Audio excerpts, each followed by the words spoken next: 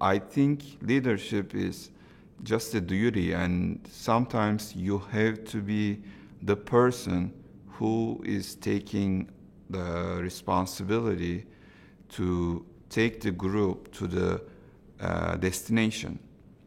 And when you realize that you know how to go there, and you are sort of the person to take the group on that day, you have to make the quick judgment and then act fast just to do it and think about it again as a duty, not like a demanded personal goal. I tend to think of myself as more of a servant leader, meaning that what motivates me is trying to make sure that whatever project I'm working on, that it will actually benefit the people we are trying to serve.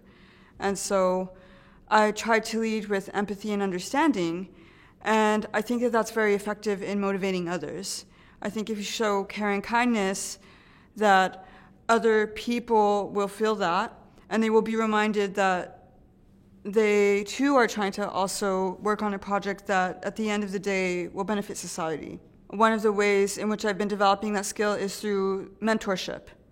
And I think that in the future, this skill set will assist me when I am a principal investigator in a laboratory setting or a tenured faculty and have to use those same skills to build a lab and to teach students from underprivileged backgrounds that come from a background similar to myself, and again lead with empathy and have that understanding of that people come from different places and backgrounds.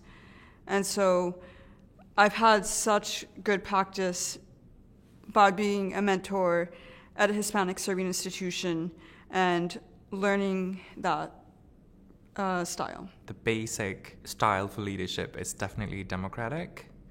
I do like to include everybody in and seeing what their input is and being transparent around that.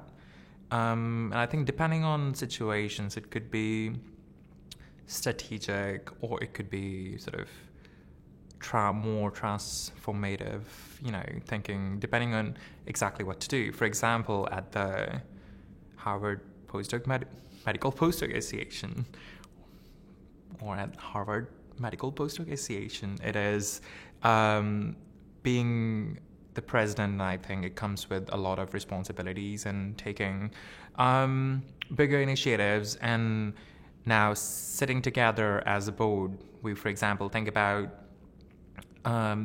things that needs to be changed in the academic system from postdocs' point of view. And there, identifying the problem becomes a bit of a strategic thing, picking which battles to actually run with. Of course, that involves being slightly strategic, and then how are we going to do and accomplish something that's more of a democratic thing as well. And now, in terms of what impact this is going to be or what are we going to achieve with this, I think that there is an element of transformation there. I have been planning to, increase my repertoire of skills that, possibly could be applied in multitudes of different arenas. So, for example, recently I was at the workshop, which was organized by the HMS Postdoc Office along with HFV Consulting, which is specifically for leadership and management. And it was effective. It was effective to learn certain things which we tend to sort of forget on a day-to-day basis, and having similar tricks to sort of, like acronyms to sort of keep in mind and being sort of putting in your framework. So I think that was great. And I think the motivation behind learning these things is, despite whatever I do in my future career, be in an academic tenure track faculty, mentoring other students, that leadership is required there. I like to, sort of identify myself as sort of an equity or inclusion activist, where I do a lot of things there, and just sort of corralling a bunch of people with similar ideas and achieving something that does require a lot of management and leadership as well. In a word, I'd say my leadership style is adaptive. What does that mean? So I am the chair of the Yale Black Postdoc Association. And in that position, I'm having to not only lead the board, but also connect with the community and admin and faculty and Yale as a whole, right? And within the lab, mentoring students, whether it's undergrads, grad students, postbacks, it's all going to be different. We're different as people. Everyone's needs are different. So I also classify my leadership style as gentle parenting. Not that I'm a parent, but like I consider it gentle parenting. I'm very big on acknowledging accomplishments and taking the space to celebrate them. So an example, one of my summer students last year, Carlos, he's now applying for postbac programs. And yesterday we actually had a phone call to celebrate this interview he has today. And we talked about, his worries and what he's feeling confident about and which areas would he like to discuss a bit more. But that's a specific example of my mentorship being sort of a mother hen technique. He very much responded to, checking in with him emotionally. How's he doing today? How's the project going? When mistakes happen in the lab, okay, let's think it through. Whereas another student I had in my PhD, Hussein, he was a med student that was doing a summer research project. He was very much hands-off. He liked me to just give him the protocol, talk him through it, and just let him do his thing. And so I think that's one of the most important pieces of my leadership style, is that I can adapt to the needs of my mentees. I continue seeing myself growing as a leader. Looking, 15 years down the line, I'd like to be a PI of my own research group.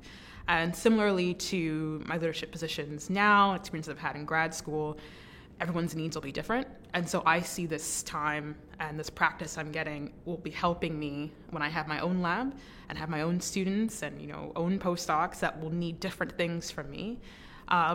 I think the most important thing where I'm looking to grow is my communication style, making sure I'm using the correct language, making sure I'm using gentle language if people respond to gentle parenting, using encouraging words, but also on the mental health side, making sure that I'm making the space and using the correct language to communicate, hey, I notice you've been in the lab a lot of late nights. Why don't we talk about your well-being and how we're balancing that time of lab and also having a life?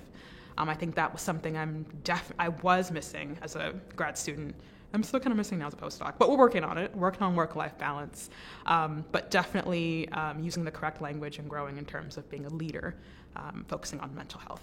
More and more, artificial intelligence is coming in our way, whether in terms of ChatGPTs or many other ways, actually.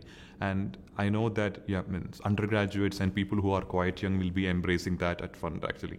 So as a leader, at some point of time, I also need to understand that, because I also need to speak the language where they also understand, actually. And then all other soft skills are to have along the way, even though some people may not have that, skill set.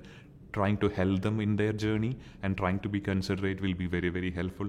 But I would say that be considerate for everyone, give opportunities for everyone to learn and grow.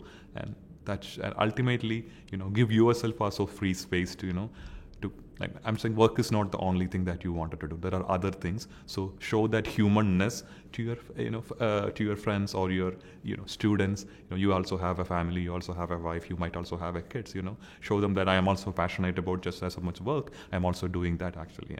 And tell them that this is not the only world, actually. And then one should actually nurture the activities for the other and help them be a better person and better researcher.